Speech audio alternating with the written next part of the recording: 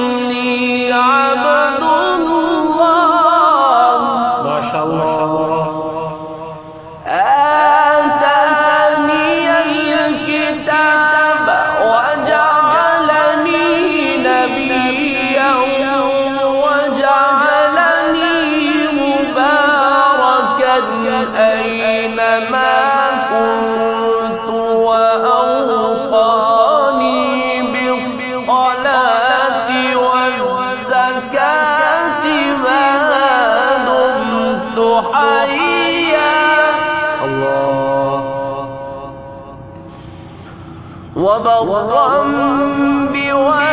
بوالدتي ولم يجعلني جبارا شقيا والسلام علي يوم ولدت ويوم أموت ويوم أبعث حيا ذلك عيسى ابن مريم قول الحق الذي فيه يمترون. عمران خان صاحب اور ان کے حواری اور جو ہمارے یوتھی ساتھی ہیں ان کو یہ آیتیں پڑھنی چاہیے جن میں حضرت عیسی ابن مریم کا ذکر بار بار، اور وہ احادیث پڑھنی چاہیے جن میں حضرت عیسی ابن مریم کا ذکر بار بار آیا ہے. بھائیو، خدا کے لیے یہ جہالت ہمیں ترک کرنا ہوگی اور علم کی وادیوں میں قدم رکھنا ہوگا. اگر ہم علم کی وادیوں سے دور اسی جہالت کے چکر میں رہے تو پھر یاد رکھیے کہ ہمارا قوموں میں نام نہ ہوگا، ہماری نسلوں کے اندر اسلام نہ ہوگا، ہمارے دل کے اندر یہ باوقار ہستی ہے انبیاء علیہ السلام، ان کی عزت نہ ہوگی. ہمیں جہالت کا مقابلہ کرنا ہوگا. اور یہ جہالت کے اندھیرے کیسے ختم ہوں گے؟ یہ علم کی روشنی سے ختم ہوں گے. یہ علم کی روشنی کیسے آئے گی؟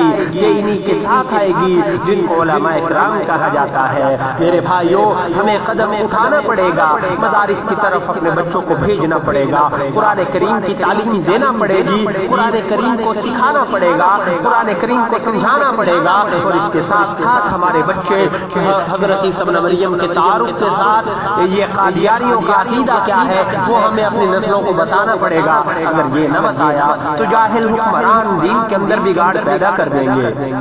ہاں، ہم اگر سوئے رہے اور جاہل حکمران بولتے رہے تو یہی جہالت عام ہو جائے گی. یہ جہالت جب عام ہوگی ہماری نسلوں کا وقار تباہ ہو جائے گا، اسلام کا وقار تباہ کر دیں گے. اس لیے ہمیں ایک ہو کر، متحد ہو کر اللہ کی وحدانیت کے ساتھ ساتھ انبیاء کی رسالت کے لیے بھی کھڑا ہونا پڑے گا. ختم نبوت کے حوالے سے لوگوں کو بتانا پڑے گا عیسی ابن مریم کا ذکر کہاں نہیں ہے، کون سی ہسٹری میں نہیں ہے. یہ حکمرانوں کو بتانا پڑے گا. اب یہ وقت آ چکا ہے، مسلمان کوئی نہ بیٹھے. حماد اللہ صاحب نے یہ قرآن کریم کی آیت تلاوت کی جس میں عیسی ابن مریم کا ذکر ہے، بہت جلد ہم ان تمام احادیث کو آپ کے سامنے پیش کر دیں گے کہ جن کے اندر رسول اللہ صلی اللہ علیہ وسلم نے اپنے بھائی عیسی ابن مریم کا ذکر کیا، اور وہ یہ پی ٹی آئی والوں کے لیے ہم تحفہ جو ہے وہ بھیجیں گے انشاءاللہ تعالی، وہ سن کے یہ دل ان کے باغ باغ ہوں گے۔